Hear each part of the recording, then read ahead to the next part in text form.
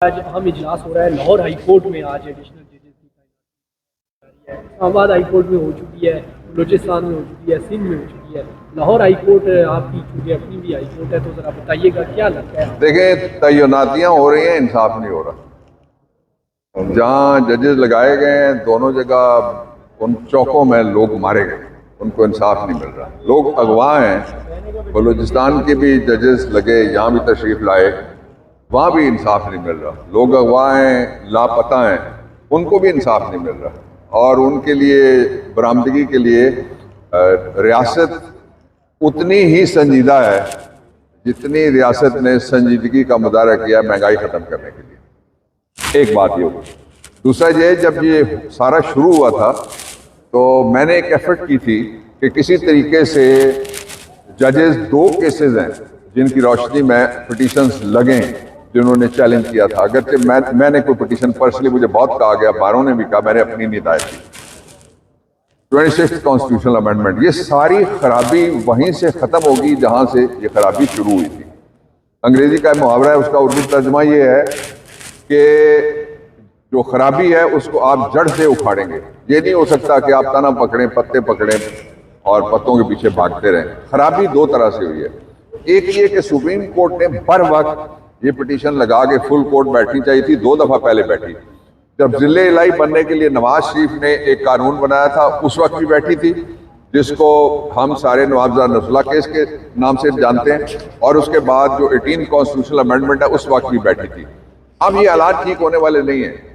کوئی مائی کا لال پاکستان کے حالات اس وقت تک درست نہیں کر سکتا جب تک جو غلطیاں جو مانی ہیں سارے اداروں نے کہ غلطیاں ہم سے بھی ہوئی ہیں, ان غلطیوں کے ماننے کے نتائج درست کرنا پڑیں گے. مثلا پہلا نتیجہ یہ ہے کہ 26ویں آئینی ترمیم کو ختم کرنا پڑے گا. دوسرا نتیجہ یہ ہے کہ پاکستان میں جو ضمیر کے قیدی جتنے ہیں ان کو برآمد کرنا پڑے گا, رہا کرنا پڑے گا. تیسرا نتیجہ یہ ہے کہ جن لوگوں کو جبراً اغوا کر کے کسی جگہ حراست میں رکھا گیا ہے, اگر مار دیے گئے ہیں تو ان کی لاشیں مارخان کے حوالے کیا جائے گا. یہ کم از کم انسانی لیول میں شرافت ہے یا کوئی تہذیب کا مظاہرہ ہوگا. دوسری بات یہ ہے کہ آپ نے پورا زور لگا کے دیکھ لیا, کسی جگہ سے ایک ٹیڈی پیسے کی پاکستان کو مزید بھیک شہباز شریف کے کشکول میں اور بڑے بڑے دوسرے کشکول سب میں نہیں ڈل رہی. اس کا طریقہ یہ ہے کہ استحکام تب آئے گا جب عمران باہر آئے گا. آپ نے زور لگا لیا, اور لگانا ہے ضرور لگائیں. آپ نے بندے پکڑ لیے اور پکڑنے ہیں اور پکڑیں. آپ نے مقدمے بنانے ہیں اور بنانے ہیں اور بنائیں. اس کا کوئی نتیجہ نہیں نکل سکتا کہ ریاست جبر کے ذریعے سے اپنے لوگوں کو, خواہ وہ صحافی ہوں وہ بھی نشانے پر ہیں, خواہ وہ سیاست کار ہوں وہ بھی نشانے پر ہیں, خواہ وہ وکیل ہوں وہ بھی نشانے پر ہیں, پتنگ اڑانے والے ہیں وہ بھی نشانے پر ہیں. ان کے ابا کو بھی جوتے مارتی ہے یہ ریاست, اور وہ نوکری میں بندہ ابھی تک. اس کے ابا کا گھر گرانا چاہتا ہے, ڈیمولش کرنا چاہتا ہے. تو یہ جو پراپرٹی ڈیلروں کو لگایا گیا ایس ایچ اوز اس وقت, آپ دیکھیں اگر تو 3 سٹار والا کوئی کم ہی آپ کو ایس ایچ او ملے گا. پراپرٹی ڈیلنگ میں جو ماہر ہیں ان کو ایس ایچ او لگایا گیا, اور جو ٹک ٹاک میں ماہر ہیں ان کو آئی جی لگایا گیا, اور جو ٹک ٹاک کی ملکائیں اور اس کے شہزادے ہیں ان کو اور بڑے عہدے دیے گئے. عوام کی توہین ہے یہ.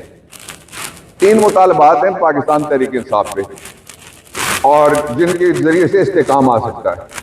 سب سے پہلا یہ کہ آپ کہتے ہیں کہ ہمیں پتہ نہیں ہے کہ کوئی مرا ہے یا نہیں مرا. آپ کے پاس رپورٹ پڑی ہوئی ہے, ایک حمود الرحمان کمیشن رپورٹ, وہ تو ہے نا, لاشیں آپ کو نظر نہیں آ رہی.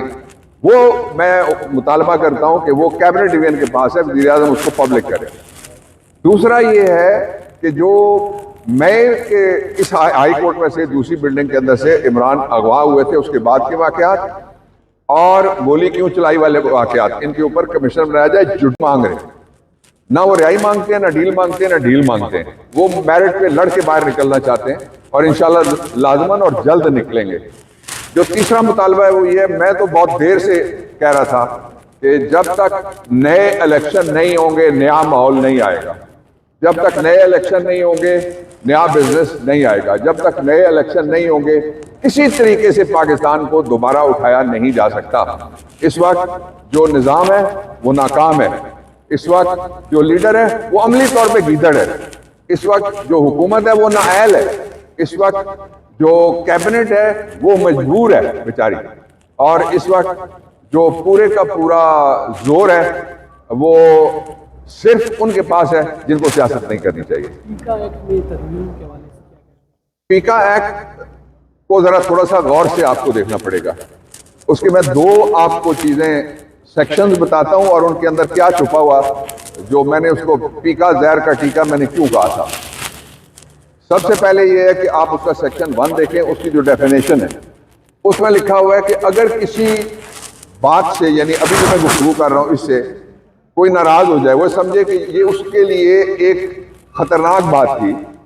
آپ سی ڈی اے کو کہیں کرپشن کم کرو تو خطرناک بات ہے نا، وابڈا کو کہیں کہ لائن لاسز کی چوریاں بند کرو تو یہ خطرناک بات ہوگی، حکمرانوں کو کہیں منی لانڈرنگ نہ کرو، زمینوں پہ قبضے کر کے اپنے گھر نہ بناؤ اور پرائیویٹ لوگوں کو جینے دو، ان کی زمینوں پہ قبضے کر کے بڑی بڑی سرکاری کالونیاں نہ بناؤ تو یہ بھی خطرناک بات ہوگی۔ تو اس میں آپ بھی پیکا میں آ گئے، میں بھی پیکا میں آ گیا۔ یہ ڈیفینیشن انہوں نے ڈال دی ہے کہ جو بھی اس طرح کی بات جو ناپسندیدہ ہوگی کسی شخص کے لیے، ادارے یا جورسٹک پرسن کے لیے، اس بلڈنگ بھی ناراض ہو گئی، اس کا کچھ ناراض ہو گیا اس پہ بیٹھا ہوا کوئی شخص، تو تب بھی پیکا لگے گا۔ دوسرا یہ ہے کہ جو صحافی ہیں ان کے اوپر جرمانے، تیسرا سیٹھوں اور مالکان کے اوپر بھی ان جرمانے، اور ایک خطرناک بات یہ ہے کہ اس وقت سارے کے سارے ٹیلی ویژن جتنے بھی ہیں آپ دیکھیں انہوں نے اپنے پیج بنائے ہوئے ہیں یوٹیوب کے اوپر، انہوں نے اپنے پیج بنائے ہوئے ہیں سب نے ٹک ٹاک کے اوپر، انہوں نے انسٹاگرام کے اوپر اپنے پیج بنائے ہوئے ہیں، اس لیے کہ مین جو جس کو کہتے ہیں مین سٹریم ٹیلی ویژن یا جرنلزم، اس کے اوپر تو ایڈیٹنگ ہو سکتی ہے، یہ ان کو پکڑنا چاہتے ہیں جو آزاد بولنے والے ہیں۔ اصل بات یہ ہے آپ سارے آزاد بولنے والے ہیں اور آپ تو آزاد کشمیر کے جرنلسٹ کے صدر ہو گئے اور یہ ہمارا اسلام آباد کے صدر ہو گئے، تو اس لیے ضروری ہے کہ سارے مل کے اس کے خلاف آواز اٹھائیں اور مؤثر طریقے سے عدالتوں میں 5 ہائی کورٹس میں اس کو چیلنج کرنا چاہیے، اور پھر منظور وٹو کیس ہے اس کے مطابق سپریم کورٹ آف پاکستان ان کو سب کو ٹرانسفر کر سکتا ہے وہاں پہ،